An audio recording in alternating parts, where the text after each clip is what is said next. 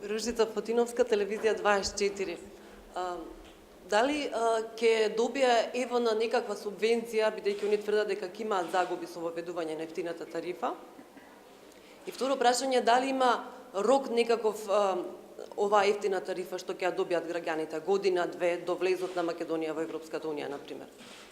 Дали има некаков договор? Кого го прашувате? Вас ве прашувам, господин Енгиш. Ви благодарам за прашањето. Значи, ЕВН нема да добие никаква субвенција од воведувањето на ефтината тарифа.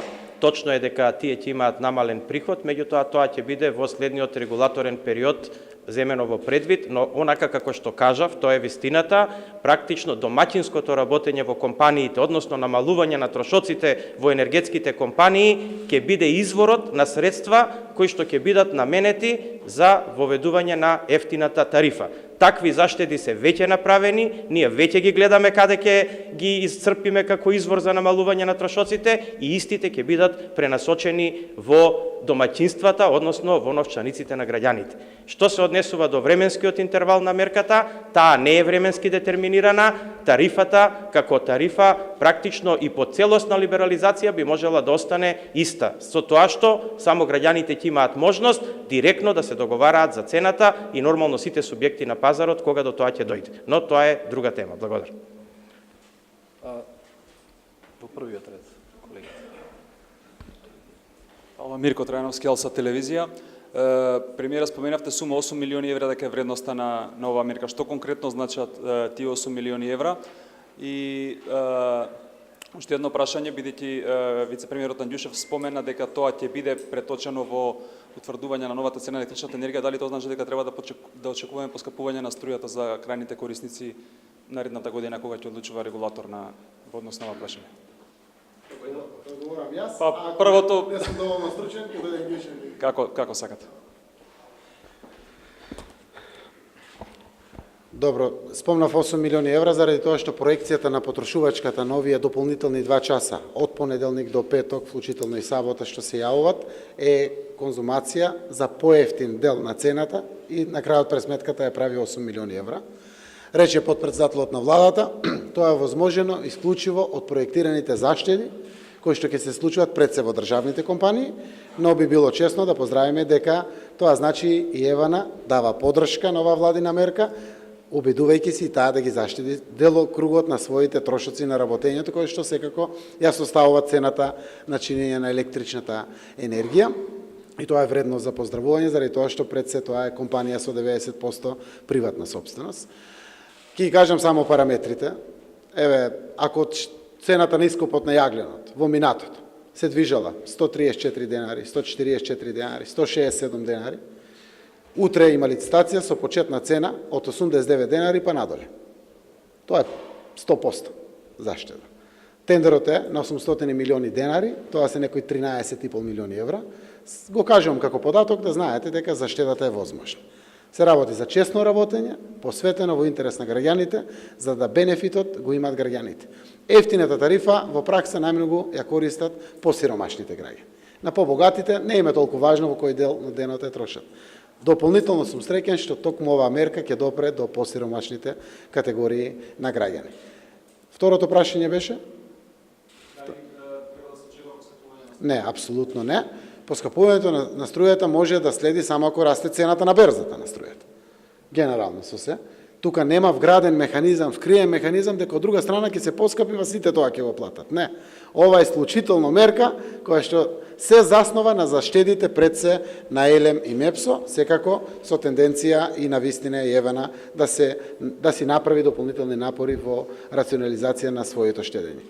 Секако ова мерка, ако и по-конкретно би одговорил, нема да влијае никако на покачување на цената на струјата. Дали може да гарантирате во наредните година дека нема да има покачување на струјата?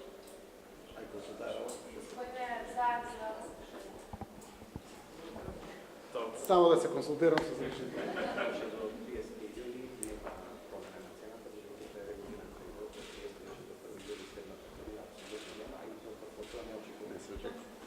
Добро.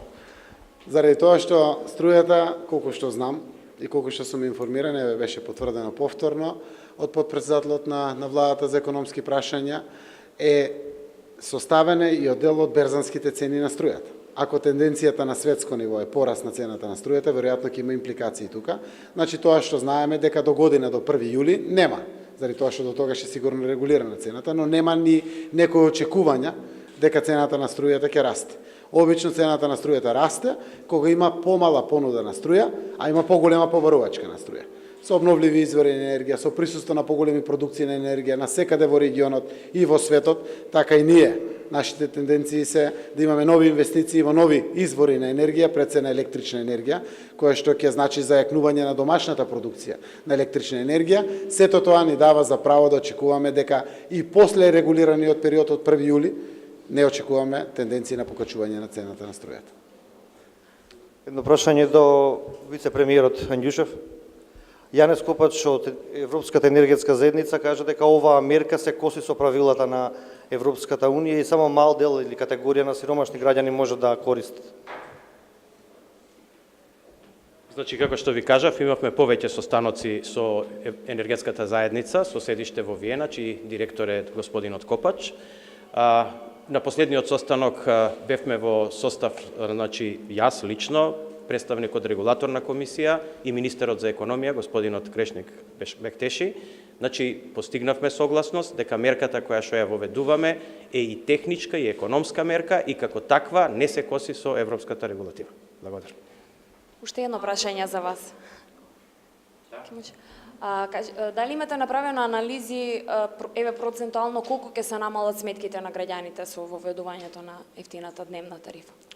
Кај секого различно, зависно кој колку ќе биде внимателен да троши ефтина тарифа. Ако бидете внимателни да главно своите потреби за електрична енергија ги користите или ги трошите во периодите кога е ефтина тарифата, тогаш практично целокупната разлика помеѓу високата тарифа и ефтината тарифа ќе биде ваша заштеда, а тоа може да биде и до 30-40% нели од вашата сметка за електрична енергија. Значи одговорот конкретен би бил во зависност од тоа колку вие ќе можете да воспоставите дисциплина во вашата потрошувачка и да внимавате да главните потрошувачи на електрична енергија во вашите домаќинства ги уклучувате во часовите кога има ефтина тарифа. Благодарам. Повелете. Значи, во врска со проблемот со Србија, кој што не е сега потукуваат односите, како одеднаш настана пресврт во односите со Србија, кога нели знаеме дека имаше остра реторика од претседателот Вучич, кои што нели рекоа дека знаат се за што правеле македонските власти? Значи, се што соопштивме беше преку соопштенијата, преку изјавите на министерот за надворешни работи, министерот, подпредседателот на владата за европски прашања и слично. Само јас би можел да додадам добриот збор и искреното пријателство. Ги решаваат проблемите.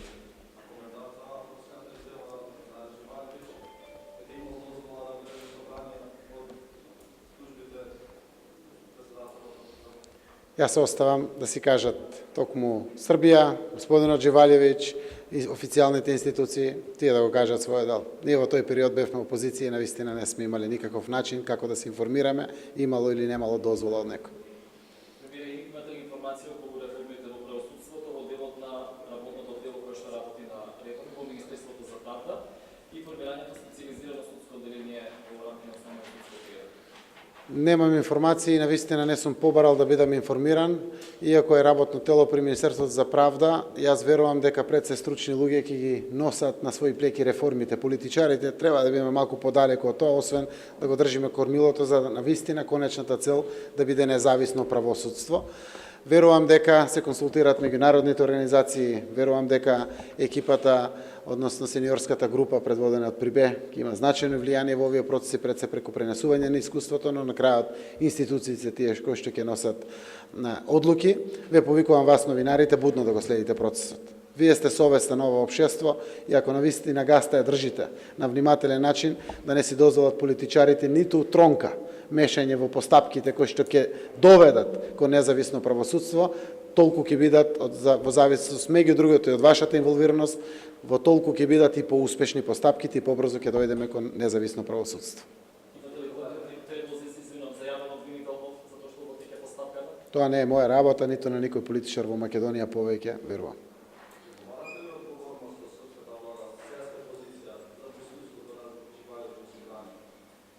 Јас знам дека двете служби, тоа е УБК Македонија и БИА, ако не се лажам, се викаше на Србија, меѓусебно, согласно дипломатските протоколи, уште тогаш го завршија тоа кога тоа се случуваше, она како што е пропишено по сите Виенски конвенции или не знам како се нарекуваат по делот на прописите кои што регулираат меѓународна соработка помеѓу земјите, посебно помеѓу соседите.